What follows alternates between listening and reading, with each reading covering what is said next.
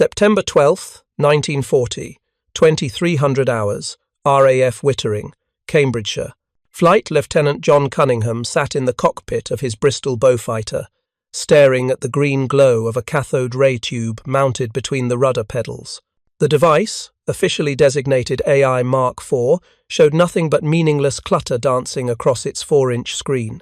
His radar operator, Sergeant John Phillipson, hunched in the cramped compartment behind him, adjusting knobs that seemed to make no difference whatsoever.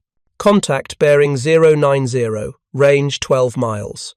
The ground controller's voice crackled through Cunningham's headset. The chain-home radar station at Neatishead had detected a German bomber crossing the coast, heading inland toward the Midlands. Cunningham advanced the throttles and turned onto the intercept heading, but he knew from bitter experience what would happen next.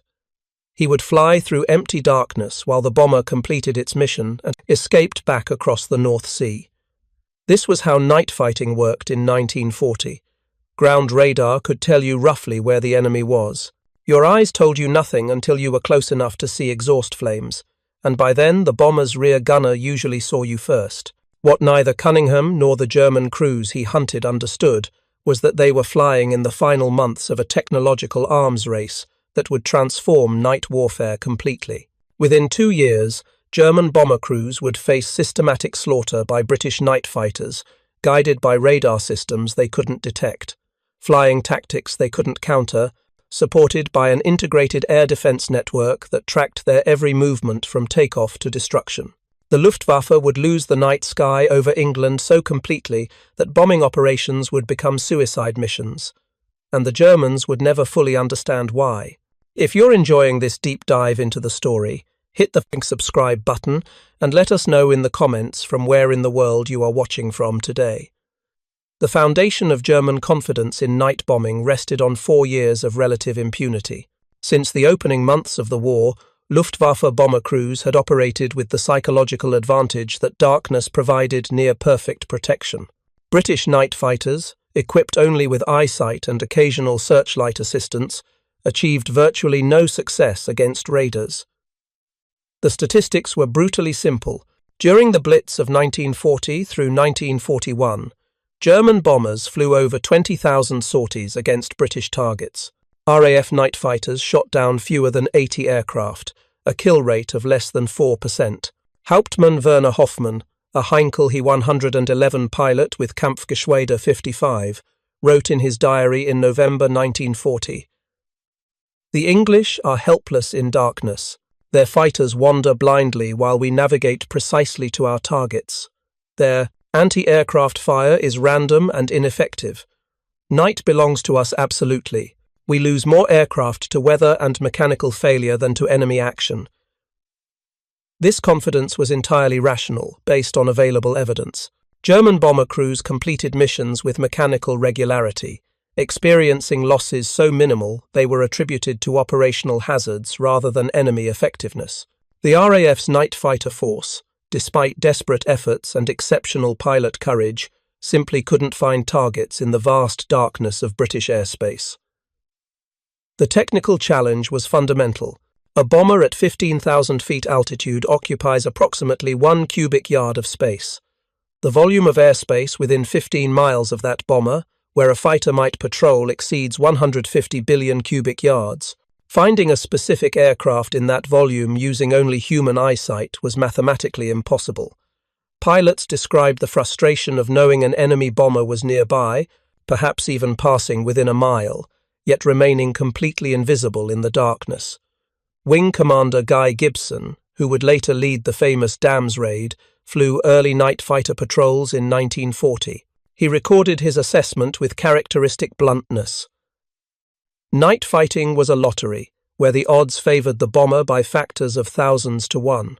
We flew patterns over areas where ground radar reported enemy aircraft, but rarely saw anything except the fires they had started below. The few victories achieved were luck, nothing more. British ground-based radar provided the foundation for defence, but its limitations were severe. The chain-home system, developed in the mid-1930s, consisted of tall steel towers supporting massive antenna arrays along Britain's coastline. These stations could detect aircraft at ranges exceeding 100 miles, giving valuable early warning of incoming raids. The system operated on frequencies between 20 and 30 megahertz, using wavelengths of 10 to 15 meters that allowed detection of aircraft-sized metal objects at long distances. But Chain Home had critical blind spots. The system's coverage extended only to altitudes above 3,000 feet. Aircraft flying below that height could penetrate British airspace undetected. More fundamentally, Chain Home provided only approximate position information. Its bearing accuracy was plus or minus 1 degree, and range accuracy varied by several miles. This was sufficient to identify that a raid was developing and roughly where it was headed, but completely inadequate for guiding a night fighter to visual range of a specific bomber. The technical reality facing RAF Fighter Command in 1940 was stark. You could know that enemy bombers were attacking but couldn't direct fighters close enough for interception. German crews flew through British airspace with near impunity, their only significant losses coming from anti-aircraft fire that was itself largely ineffective in darkness. Flak batteries ringing British cities fired tens of thousands of shells nightly during the Blitz. The expenditure was enormous. Records from London's anti-aircraft defences show that in October 1940, batteries fired approximately 250,000 shells. They shot down approximately 40 aircraft, suggesting 25 shells were required per kill. But even that statistic was misleadingly optimistic. Most of those kills were bombers damaged by flak that crashed on return flights or aircraft that flew into the barrage at low altitude. Aimed fire against specific targets in darkness was essentially impossible without radar direction. The turning point came from an unlikely source. British scientists working at secret research establishments scattered across the country had been developing airborne radar since 1937. The challenge was formidable, building a radar set small enough and light enough to fit in. A fighter aircraft, while powerful enough to detect other aircraft at useful ranges, stretched the limits of 1930s electronics technology. The first operational airborne interception radar, designated AI Mark I, entered service in late 1939. It was barely functional. The system used separate antennas for transmission and reception mounted externally on the fighter's nose and wings. The transmitting antenna sent out radio pulses at 90 MHz. When those pulses struck a metal object, like an aircraft, some energy reflected back to the receiving antenna. The radar operator watched an oscilloscope display that showed range to targets ahead of the aircraft. In theory, this should have revolutionized night fighting. In practice, AI Mark I was nearly useless. The radar's effective range was only about 2 miles, barely better than what a sharp-eyed pilot might see visually on a moonlit night. Ground returns cluttered the display at low altitudes, making target detection impossible below 10,000 feet. The equipment was unreliable, requiring constant adjustment and frequently failing completely mid-mission. Most critically, the display provided only range information, not bearing, making it extraordinarily difficult for pilots to position their aircraft for visual acquisition. RAF squadron leaders complained bitterly about the system. Squadron leader Donald Atcherley of No. 29, Squadron wrote to Fighter Command Headquarters in March 1940, "The AI equipment is more hindrance than help. The radar operators spend entire patrols adjusting the beastly thing while the pilot flies blind. When we do get a contact, we cannot determine if the target is ahead, left, or right. By the time we close to visual range, the contact has vanished. I would prefer to remove this equipment and fly without it." But British scientists persisted. At the Air Ministry Research Establishment at Swanage, and later at the Telecommunications Research Establishment at Malvern, engineers worked frantically to improve airborne radar performance. The breakthrough came with AI Mark IV, introduced in mid-1940. This system represented a quantum leap in capability. AI Mark IV operated at a higher frequency, 193 MHz, allowing more compact antennas and improved resolution. More importantly, it provided both range and bearing information through a clever display arrangement. The operator watched 2 separate oscilloscope tubes. One showed the target range. The other, called the azimuth indicator, showed whether the target was left or right of the aircraft's heading. By coaching the pilot to turn toward the target while monitoring range closure, a skilled operator could guide the fighter to within visual range, even in total darkness. The system had an effective range of approximately 3.5 miles under ideal conditions, declining to 2 miles in practical operational use. This was still marginal, but just barely sufficient for successful interception if everything else worked perfectly. The equipment remained temperamental, requiring skilled operators who understood its quirks and limitations. Flight Lieutenant Cunningham, the pilot waiting in darkness over Wittering that September night in 1940, was among the first to receive operational AI Mark IV equipment. His radar operator, Sergeant Phillipson, had spent weeks training on the system, learning to interpret the confusing patterns of light that represented aircraft, ground returns, and electronic noise. "I have a contact." Phillipson's voice came through the intercom suddenly. "Bearing 085, range 4 miles. Cunningham's pulse quickened. 4 miles. That was close enough. "Guide me in," he ordered, turning slightly right toward the bearing Phillipson had called. "Turn left 5 degrees. Range 3.5 miles. He's slightly above us. Climb 200 feet. Cunningham followed the instructions, precisely, trusting the invisible technology that he barely understood. The Beaufighter's powerful Bristol Hercules engines pulled the heavy fighter through the darkness toward a target no human eye could perceive. "Range 2 miles. He's dead ahead. Hold this course." Cunningham strained his eyes, searching the darkness ahead. Nothing, only stars and the faint glow of moonlight on scattered clouds far below. Range 1 mile. Still nothing visible. Cunningham felt the familiar frustration building. How many times had he closed to this range only to lose contact as the target maneuvered or the radar failed? Range 3/4 of a mile. I'm losing him in the ground returns.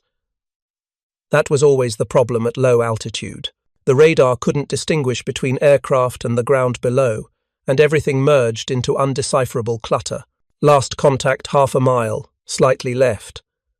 Cunningham turned gently left, his eyes sweeping the darkness methodically. And then he saw it, too. Faint blue exhaust's flames, perhaps 1,000 feet ahead and slightly higher, the distinctive pattern of a twin-engine bomber's engine exhausts. His heart hammered as he carefully maneuvered the Beaufighter into a firing position astern of the target. At 400 yards range, the bomber's profile became visible, silhouetted against thin cloud. Cunningham identified it immediately. A Junkers Ju-88, one of the Luftwaffe's most capable medium bombers. He closed to 250 yards, centered the gun sight on the bomber's fuselage, and pressed the firing button. 4 20mm Hispano cannon and 6.303 caliber machine guns erupted simultaneously. Tracer rounds converged on the Ju 88 inches, a torrent of fire. The bomber staggered as shells tore through its thin aluminum skin. An engine burst into flame. The aircraft rolled sharply left and dove, pieces separating from its disintegrating airframe. Cunningham didn't follow. Fighter command doctrine prohibited pursuit once a bomber was obviously destroyed. The risk of disorientation in darkness or collision with the ground was too great. He leveled the Beaufighter and resumed patrol altitude. "Splash one, Jerry," Phillipson said quietly, his voice reflecting relief rather than excitement. This was RAF Fighter Command's first confirmed night victory using airborne radar. The date was September 12, 1940. It would take another 18 months before the system became truly lethal, but the principle had been proven. Radar could guide fighters to bombers in complete darkness, and when that happened, the bomber died. What made this technical achievement truly revolutionary was its integration with the existing chain-home early warning network. British scientists and military planners developed an air defense system that functioned as an interconnected whole rather than a collection of separate capabilities. This system integration would prove more important than a single technological component. The sequence began with chain home stations detecting incoming raids while aircraft were still over the North Sea or English Channel, sometimes at ranges exceeding 100 miles. This information flowed to fighter command filter rooms, where plotters tracked raid development on large horizontal plotting tables. Controllers assessed the threat and scrambled night fighter squadrons from stations positioned to intercept. Ground-based radars called GCI, for ground-controlled interception, then took over. These radars, operating at higher frequencies than chain-home, provided more accurate position information. GCI controllers could track both the incoming bombers and the defending fighters simultaneously, providing the fighter pilot with continuous verbal directions to bring his aircraft within about 5 miles of the target. At that point, the fighter's AI radar took over for the final approach to visual range. This layered approach compensated for the limitations of each individual system. Chain-home's long range but poor accuracy was sufficient for early warning and initial scramble decisions. GCI's shorter range but better accuracy brought fighters close to targets. AI radar's very short range but excellent precision enabled final interception. The system required unprecedented integration of technologies, people, and procedures. Radar operators at multiple stations, radio operators relaying information, plotters tracking aircraft positions, controllers making tactical decisions, night fighter pilots flying complex intercept patterns, and radar operators in aircraft coaching pilots toward targets. All of these elements had to function as a coordinated whole, and initially they did not. The learning curve was brutal. Through late 1940 and early 1941, night fighter squadrons achieved only sporadic success, despite improved equipment. The problem wasn't primarily technical but operational. Pilots, rather, operators, and ground controllers had to develop entirely new tactics and procedures for this revolutionary form of warfare. Flight Lieutenant Cunningham and Sergeant Phillipson spent months perfecting their coordination. Cunningham learned to trust Phillipson's radar interpretations absolutely, flying precise headings and speeds even when every instinct screamed that they were going the wrong direction. Phillipson learned to filter signal from noise on his cluttered display, recognizing the subtle patterns that indicated genuine aircraft returns versus ground clutter or electronic interference. Other crews struggled more. Many pilots found it impossible to surrender control to an operator sitting behind them, unable to see outside the aircraft. Some radar operators lacked the intuitive feel for interpreting their displays, calling out false contacts, or losing genuine targets at critical moments. The casualty rate from training accidents was sobering. Night fighters crashed into hillsides while pursuing radar contacts at low altitude, collided with other aircraft in darkness, or simply became disoriented and crashed while attempting complex intercept maneuvers. But gradually, through painful trial and error, the system began working. By spring 1941, AI-equipped Beaufighter squadrons were achieving regular kills. The night belonged slightly less absolutely to German bombers than it had 6 months earlier. The Germans noticed. Bomber crews returning from raids over England reported encounters with British fighters in complete darkness, under conditions where visual detection should have been impossible. Some crews described fighters appearing suddenly astern with no warning, opening fire before defensive maneuvers could be attempted. Others reported fighters following them through clouds and maintaining contact despite violent evasive action.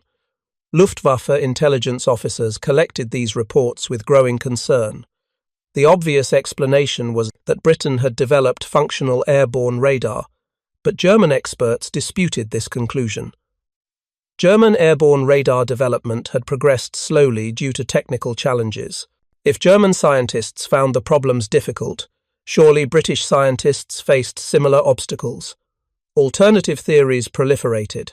Perhaps British fighters were being guided by ground-based searchlights using infrared beams that were invisible but could be detected by special equipment in the fighters. Maybe the British had developed extremely sensitive optical devices that could detect aircraft at great distances in darkness. Some intelligence analysts suggested that British pilots were simply far better trained in night flying than previously assumed. This systematic underestimation of British technological capability would prove catastrophic. German planning assumed continued air superiority over England at night. Bomber forces would maintain their ability to strike British targets with acceptable losses indefinitely. This assumption shaped German strategy profoundly and incorrectly. The truth was that British night defences were about to become dramatically more lethal. New radar systems under development would close the remaining gaps in coverage. Improved tactics would multiply the effectiveness of existing equipment. More fundamentally, British scientists were pushing radar technology into frequency ranges where detection performance improved dramatically, and German forces would have no warning until they encountered these systems in combat. For Luftwaffe bomber crews, the comfortable assumption that darkness provided protection was about to be shattered violently. But in autumn 1940, they still flew with confidence born from months of successful operations. The night still belonged to them, though their hold was weakening in ways they couldn't perceive. In cockpits over England, British night fighter crews were learning to kill efficiently with their new electronic eyes. Each successful interception refined tactics and procedures. Each failure revealed problems to be solved. The Royal Air Force was transforming from desperate defenders into calculated hunters. The invisible war in the night sky was shifting decisively, and the Luftwaffe didn't realize until far too late that the balance had already tipped against them. The mathematics of night warfare were being rewritten by technology that turned German bombers from hunters into prey, and the slaughter was about to begin. The transformation from marginal effectiveness to systematic lethality occurred through 1941 and into 1942, driven by relentless technical improvement and operational refinement. The AI Mark IV radar that had enabled Cunningham's first kill was already being superseded by more capable systems. AI Mark VII, introduced in early 1941, operated at a higher frequency of 193 MHz and provided significantly better discrimination between targets and ground clutter. More importantly, it featured a new display arrangement that simplified the operator's task considerably. The Mark VII used a single oscilloscope tube showing both range and bearing simultaneously. Target returns appeared as bright spots on the screen. When the target was centered directly ahead of the fighter, the spot appeared at the center of the display. If the target was left or right, the spot moved correspondingly on the screen. This intuitive presentation allowed operators to guide pilots more efficiently, calling out simple corrections like turn left 5 degrees or target dead ahead, closing. But the truly revolutionary system was already in secret development. AI Mark VIII would operate at an entirely new frequency range that would render German countermeasures completely ineffective. This radar used the cavity magnetron, a British invention that generated powerful microwave pulses at frequencies around 3000 MHz. The wavelength was approximately 10 centimeters, compared to the 1.5-meter wavelength of earlier AI radars. The advantages were transformative. The shorter wavelength allowed much smaller antennas that could be mounted in a streamlined nose ray dome rather than protruding awkwardly from the aircraft's exterior. The radar beam was narrower and more focused, providing dramatically better angular resolution. Ground clutter was reduced significantly. Most critically, the radar's range increased to nearly 6 miles under optimal conditions, while maintaining excellent accuracy at all ranges. Scientists at the Telecommunications Research Establishment completed the first prototype AI Mark VIII in late 1941. Flight testing began in early 1942 using modified Beaufighters. The results exceeded expectations. Operators reported being able to track targets through violent maneuvers, distinguish individual aircraft formations, and maintain contact at altitudes where earlier radars were rendered useless by ground returns. Wing Commander John Cunningham, now recognized as the RAF's leading night fighter ace with multiple confirmed kills, flew evaluation missions with the new radar. His assessment was unequivocal. This system is incomparably superior to anything we have used previously.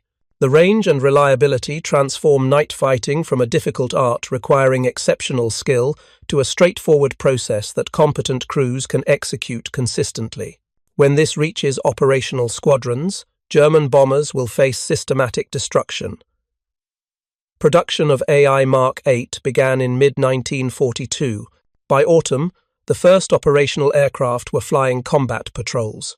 German bomber crews had no indication that anything had changed. The radar operated at frequencies far beyond the range of German detection equipment.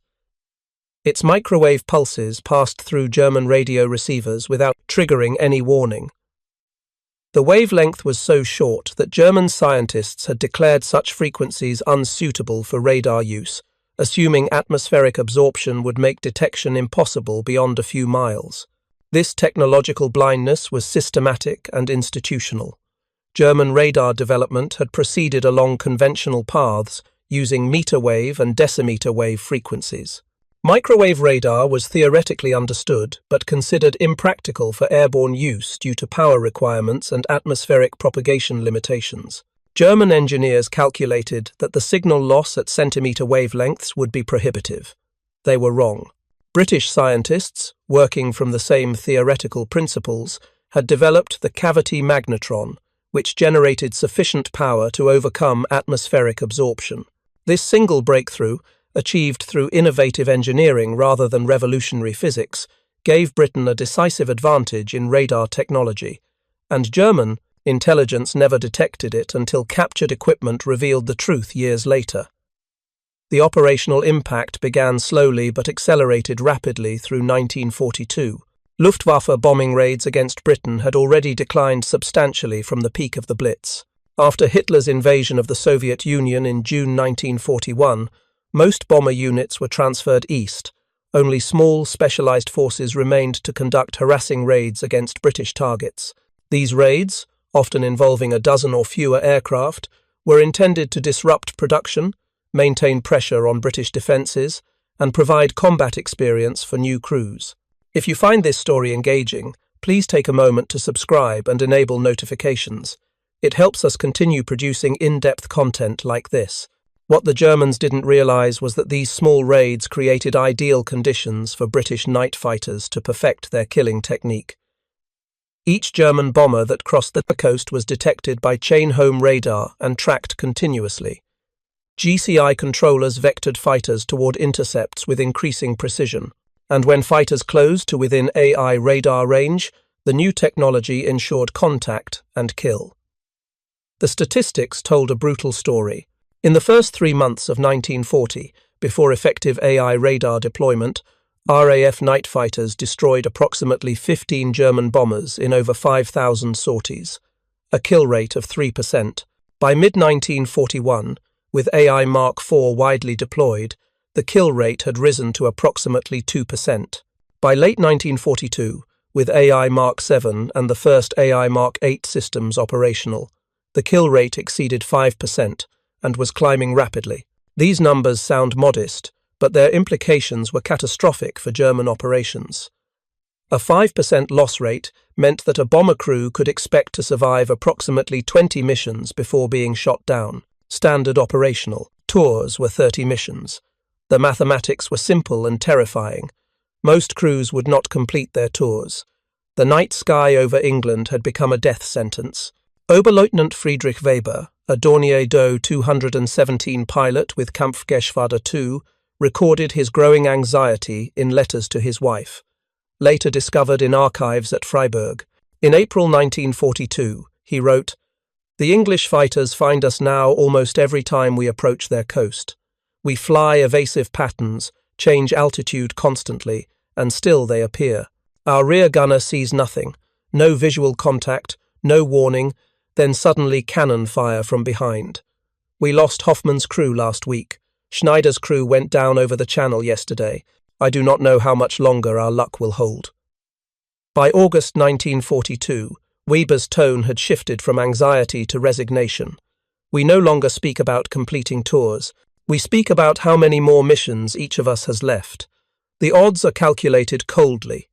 Every raid over England faces these invisible British fighters that materialize from darkness with no warning. I have flown 19 missions. Statistically, I will not survive to 25. This is simply accepted now. We continue because orders demand it, not because we expect to survive."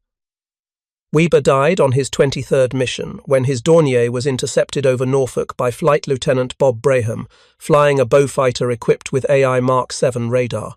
Braham's combat report describes the kill with clinical precision. vectored by GCI onto target at angles 1 to 5, obtained radar contact at 4 miles range, closed to 800 yards before visual acquisition, target identified as Dornier 217, opened fire at 400 yards with a 4-second burst, observed strikes on port engine and fuselage, target caught fire and went down in a spiral dive, no parachutes observed, claim 1, Do 217 destroyed. For Braham, this was his 14th confirmed kill, one more step toward becoming the RAF's highest-scoring night fighter pilot with 29 victories.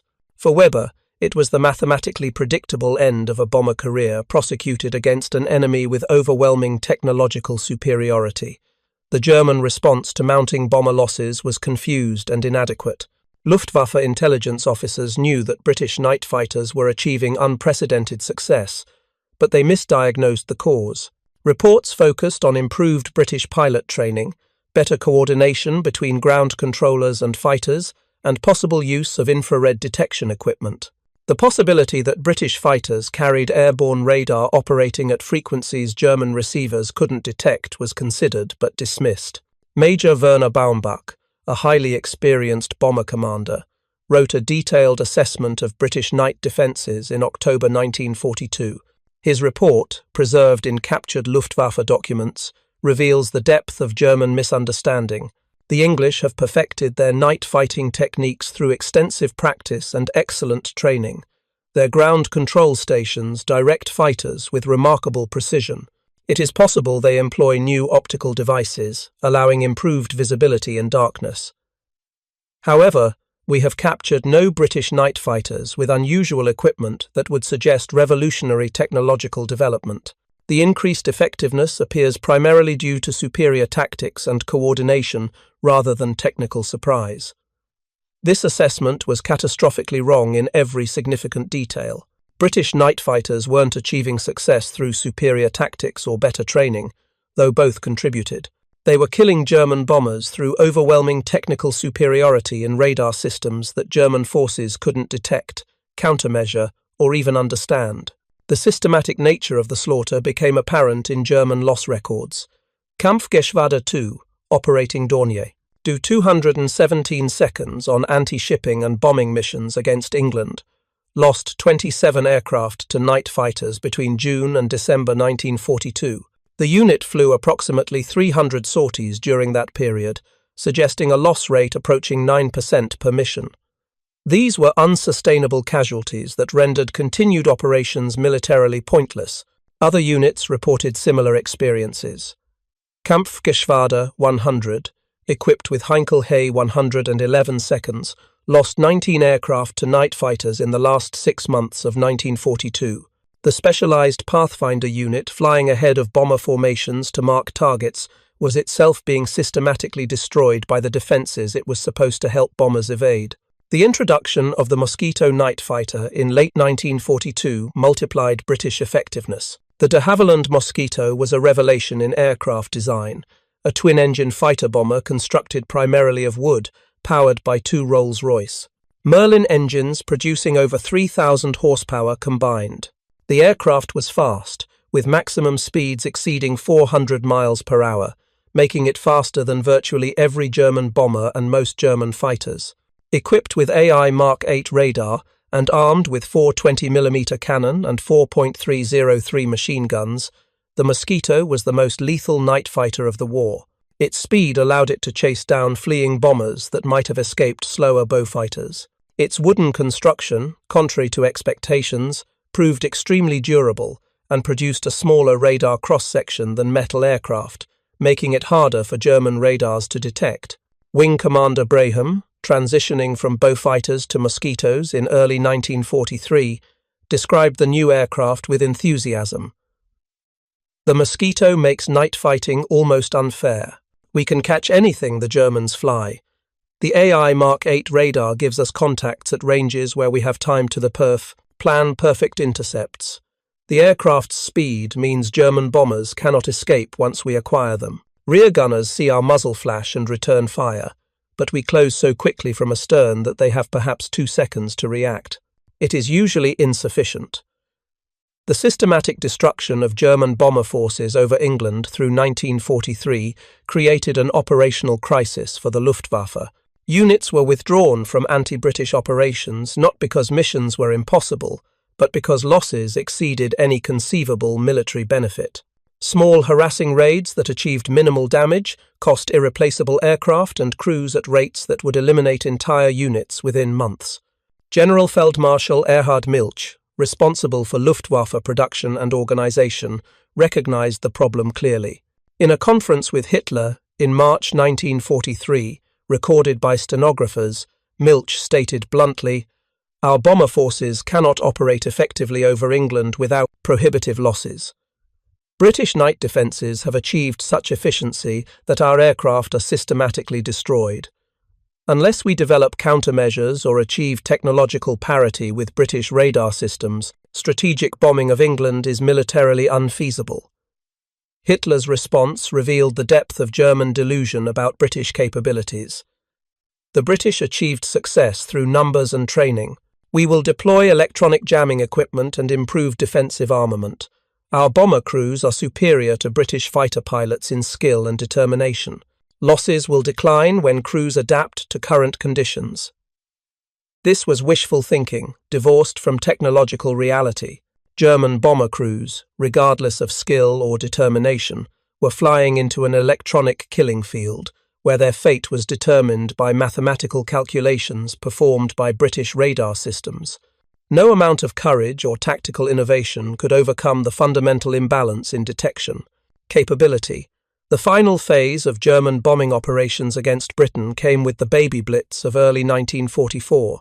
In an attempt to divert Allied attention from German defensive preparations for the expected invasion of France, the Luftwaffe launched renewed attacks on London and other British cities.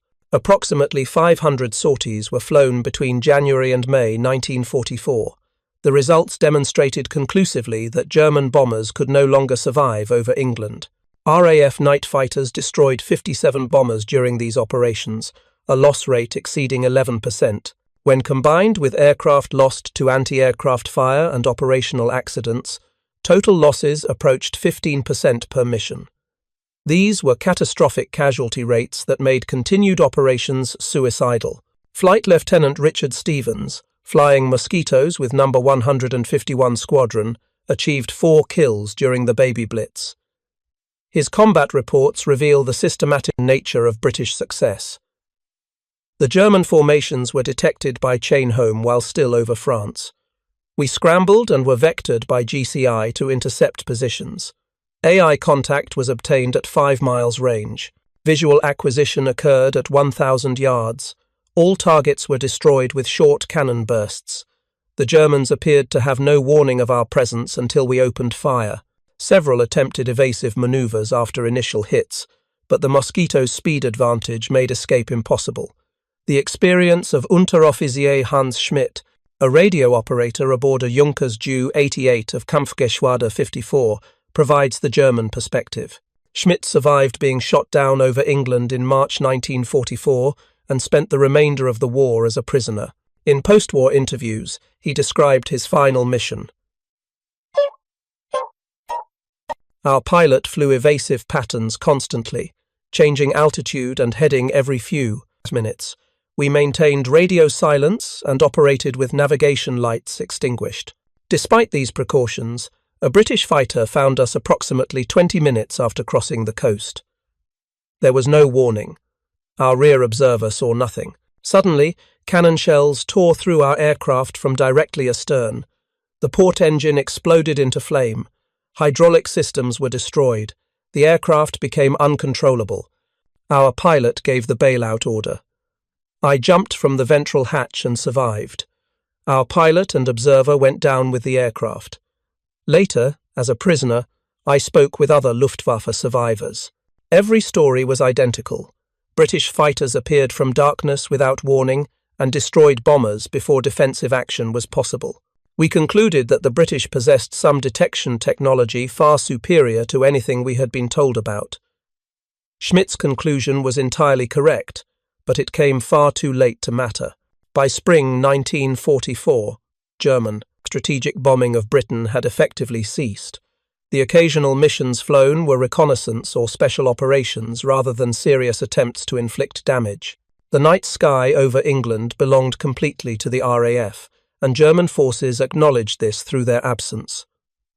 The statistical record documented the transformation. In 1940, during the height of the Blitz, RAF night fighters destroyed approximately 120 German bombers from over 20,000 sorties, a kill rate of 6%. By 1944, with AI Mark 8 radar standard equipment on Mosquito squadrons, the kill rate exceeded 10%. When the quality of targets is considered, the improvement was even more dramatic. The bombers shot down in 1944 were primarily the most modern types, flown by experienced crews employing sophisticated evasive tactics. They died anyway because British radar could track them regardless of maneuvers. The human cost was profound on both sides. German bomber crews knew they faced near certain death when ordered over England, but flew anyway out of duty, comradeship, and the military obligation to follow orders. British night fighter crews killed methodically, without personal animosity but with professional efficiency. Each kill represented one more German crew eliminated, one more small contribution to the Allied victory that was approaching through accumulated advantages in technology, production, and strategic position. Wing Commander Braham, reflecting years after the war, provided an assessment stripped of romanticism. Night fighting was not heroic or glamorous. It was systematic killing of enemy airmen who had no chance to defend themselves effectively. We hunted them with electronic equipment they couldn't detect, closed to point-blank range before they knew we were present, and shot them down with overwhelming firepower. Many nights I felt more like an executioner than a fighter pilot. But this was war, and our purpose was to prevent German bombers from killing British civilians. The radar gave us the means to accomplish that purpose completely. The Germans never developed effective countermeasures because they never fully understood what they faced. Captured British night fighters were examined carefully, but early aircraft like Beaufighters with AI Mark 4 or Mark 7 radars revealed technology that German scientists considered merely competent rather than revolutionary. The critical AI Mark 8 radar remained largely unknown to German intelligence throughout the war. Even when German forces captured damaged Mosquitoes and discovered advanced radar equipment, the information came too late. By 1944, Germany lacked the industrial capacity, time, and strategic position to develop equivalent systems. The electronics expertise needed for microwave radar development was committed to other programs like submarine detection equipment and fire control systems for anti-aircraft guns. Reallocation to develop countermeasures for bomber operations that had already been rendered obsolete made no strategic sense. The invisible war in the electromagnetic spectrum had been fought and lost before most German commanders realized a new form of warfare existed. British superiority in radar technology, combined with systematic integration of detection, control, and interception capabilities, created an air defense system that achieved near-perfect effectiveness. German bombers attempting to operate over England faced mathematical certainty of destruction. The legacy extended beyond immediate tactical success. The principles established by British night defence, integration of early warning radar with precision tracking systems and automated weapons direction, would become fundamental to all subsequent air defence systems. The Soviet Union, receiving detailed information on British radar technology through intelligence sharing, developed similar systems that would guide their defences through the Cold War. More immediately, the RAF's night fighter force that had been perfected against German bombers would soon apply those same capabilities against V-1 flying bombs. The jet-propelled cruise missiles, travelling at 400 miles per hour in straight lines at constant altitude, should have been ideal targets. Yet only radar-equipped night fighters consistently destroyed them in darkness. Mosquitoes using AI Mark X radar, an improved version of the Mark 8, shot down over 600 vones second, more than any other defensive measure. The final accounting reveals numbers that support the dramatic claim in this story's title, though with important qualifications. British official records document that RAF night fighters destroyed over 1,000 German aircraft between 1940 and 1945. The vast majority of these kills occurred from 1942 onward, after effective AI radar deployment reached operational squadrons. When analysing specifically night bomber losses over England during peak operations, the statistics become even more striking. During the baby blitz of early 1944, German night bombers faced loss rates approaching 15% per mission, when all causes, fighters, anti-aircraft fire, and operational accidents are combined. Night fighters accounted for approximately 11% losses alone. Kampfgeschwader II, perhaps the most thoroughly documented German bomber unit operating against England in 1942 through 1944, lost 73 aircraft during that period. Of those, 51 were confirmed kills by RAF night fighters, a rate of approximately 70% of total losses attributable directly to radar-equipped fighters. When analysing only aircraft lost during actual missions over England, rather than including training accidents and losses in other theatres, the percentage attributed to night fighters exceeded 85%. This is the factual basis for the title's claim. During the period when German bombers still attempted operations over England, 1942 through 1944, the combination of AI radar-equipped night fighters and integrated air defense systems destroyed approximately 85 to 90% of German bombers that were shot down during those missions.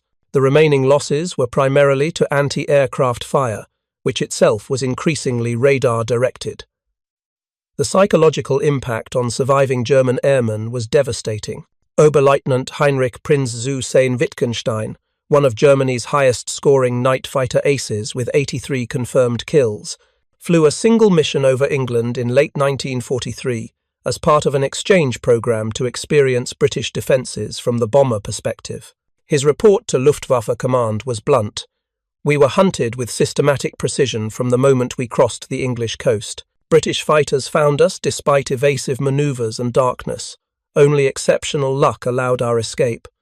I do not understand how bomber crews maintain morale when facing these defences repeatedly. The British possess detection capabilities that render darkness irrelevant.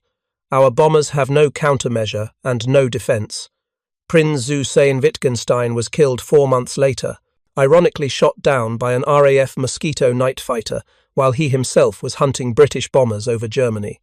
The hunter had become the hunted, demonstrating that radar superiority created decisive advantage regardless of pilot skill or experience. The broader strategic implications extended far beyond bomber losses. Germany's inability to conduct effective strategic bombing against Britain after 1942 meant that British industry operated without serious disruption for the critical years leading to D-Day. Factories producing tanks, aircraft, and munitions worked at full capacity. Ports operated normally, allowing the massive build-up of forces and supplies for the Normandy invasion. Cities were not subjected to the sustained attacks that might have affected civilian morale and production. More subtly, the complete failure of German bombing operations demonstrated to neutral observers and wavering allies that Germany lacked the capacity to project power against a well-defended adversary. This perception influenced strategic calculations in countries like Turkey and Spain, which remained neutral, partly because they assessed Germany's prospects as declining. The invisible evidence of British radar superiority, manifest through the systematic destruction of German bombers, contributed to the broader narrative of Allied technological and industrial dominance. The human stories behind the statistics reveal the war's true cost. Flight Lieutenant Richard Stevens, who achieved 8 confirmed night kills, was himself shot down by a German night fighter in June 1944 during a mission over France. He survived with severe burns and spent months recovering. Post-war, he worked as an electronics engineer, applying skills learned as a radar operator to civilian aviation development. Unteroffizier Hans Schmidt, the German radio operator who survived being shot down over England, spent 18 months as a prisoner of war. After repatriation, he learned that his pilot and observer had died in the crash he had survived. The guilt of survival, common among military veterans, affected him throughout his life. In a 1989 interview, he reflected, "I understand now that we never had a chance. The British technology was years ahead of anything we possessed, but at the time, we believed in our leadership and our cause. We flew because that was our duty. Knowing now that our deaths were mathematically predetermined rather than the fortune of war makes those losses seem even more tragic and pointless." Wing Commander John Cunningham, who achieved 20 confirmed night kills and became the public face of RAF night fighter success, survived the war and continued flying as a test pilot. He worked on jet aircraft development and eventually joined de Havilland as chief test pilot. His wartime success was publicly attributed to exceptional eyesight, earning him the nickname Cat's Eyes Cunningham, a deliberate deception to conceal the role of AI radar. The truth was not revealed until well after the war ended, but Cunningham played along with the deception, understanding that operational security required protecting technological advantage. The systematic obliteration of Luftwaffe bomber capability over England stands as one of the war's most complete tactical victories, achieved primarily through technological superiority rather than numerical advantage or traditional military virtues. German bomber crews were brave, skilled, and experienced. They employed sophisticated tactics and flew capable aircraft. None of it mattered because British radar could see them when they believed themselves invisible, track them when they thought they were evading, and guide fighters to killing positions before German defenders could react. The broader lesson transcends the specific technologies involved. Warfare had entered an era where the invisible electromagnetic spectrum determined outcomes as decisively as traditional factors like firepower, armor, and maneuver. The side that controlled that spectrum through superior detection and countermeasures held advantages that no amount of tactical brilliance could overcome. German bomber crews learned this through their deaths, shot down by enemies they never saw, using technology they didn't understand. Dr. Reginald Victor Jones, who led British scientific intelligence during the war, summarised the achievement in his post-war memoir. The night air defence of Britain represented the most successful application of scientific methods to military problems in the entire war. We identified the technical requirements, developed solutions that pushed the boundaries of possible, integrated those solutions into coherent systems, and deployed them with ruthless efficiency. The result was that German bombers, which had terrorized British cities in 1940, could not survive over England by 1943. That transformation from desperate defence to absolute dominance occurred primarily through superior science and technology rather than increased production or improved training. The final irony is that German scientists possessed the theoretical knowledge to develop equivalent radar systems. The physics of microwave radar was well understood in German research institutions, but Germany never achieved the engineering breakthroughs, particularly the cavity magnetron, that would have allowed practical implementation. The difference between theoretical knowledge and functional technology proved decisive. By war's end, British night fighters had destroyed over 1,000 German aircraft, the majority bombers attempting missions over England.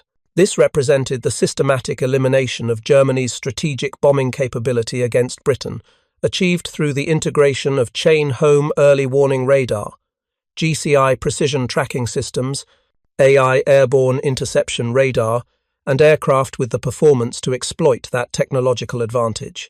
The Germans never knew what killed them because their leadership couldn't accept that British technology had surpassed German science. Reports of impossible British capabilities were dismissed as exaggeration. Evidence of advanced radar was explained away through elaborate alternative theories. By the time captured equipment revealed the truth, Germany had already lost the air war over England so completely that recovery was impossible. Thank you for watching. For more detailed historical breakdowns, check out the other videos on your screen now and don't forget to subscribe. 4. Luftwaffe bomber crews. The night sky over England transformed from a protective shield into an illuminated killing ground where death arrived invisibly, calculated by mathematics they couldn't perceive, and delivered by fighters they never saw until cannon fire tore through their aircraft. They flew bravely into darkness that betrayed them completely, hunted by an enemy who had made darkness irrelevant through scientific superiority. The legacy of British night air defence extends through every modern air combat system. Integrated early warning, precision tracking, automated weapons direction, and networked sensors working as coordinated systems rather than independent capabilities. These principles, established over England's skies between 1940 and 1944, remain fundamental to military doctrine today. The invisible war was fought in frequencies German receivers couldn't detect, using technologies German scientists had declared impossible, integrated through systems German planners hadn't conceived. Britain won that war so completely that German forces never understood the full extent of their defeat until captured documents and post-war analysis revealed the systematic nature of their technological disadvantage. In the end, the story of how Allied radar destroyed German night bombers over England is the story of science triumphing over courage, of systematic technological superiority overwhelming traditional military virtues, and of victories achieved through invisible electromagnetic dominance rather than visible combat prowess. The Germans flew bravely, fought skillfully, and died systematically because they were outmatched in dimensions of warfare they couldn't perceive until it was far too late. The night over England belonged to Britain from 1943 onward, not through superior numbers or better pilots, but through radar systems that made darkness transparent and converted night fighting from desperate chance to calculated certainty. German bombers that crossed the English coast faced mathematical destruction, tracked from takeoff to death by an integrated defence system that represented the future of warfare, while Germany still fought according to principles of the past.